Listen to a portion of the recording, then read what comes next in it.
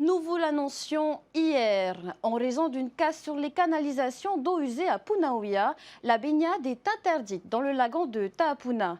Des analyses ont été effectuées ce matin et d'autres le seront demain par le Bureau de santé environnementale. On fait le point dans ce reportage. Calme plat sur le lagon de Tahapuna ce mardi matin. Après une casse sur l'émissaire d'évacuation des eaux traitées de Punaouia, la commune a interdit la baignade jusqu'à nouvel ordre. Une casse qui se situe en aval de la station d'épuration, à quelques mètres du rivage. Hier, on a fait intervenir des prestataires pour aller diagnostiquer pour voir de quel type de casse il s'agit exactement. Maintenant, on a enclenché via ce prestataire le dégagement de la canalisation. Normalement, ils vont continuer aujourd'hui et demain.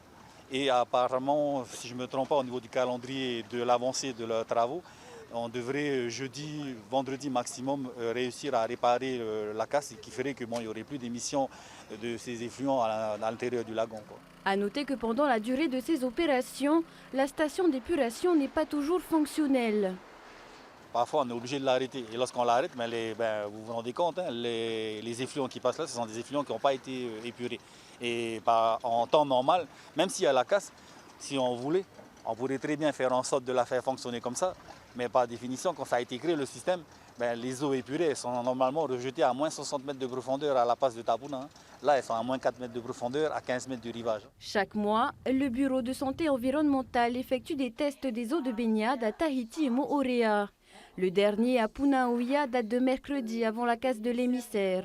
Les agents du BSE opéreront de nouveaux tests dès demain.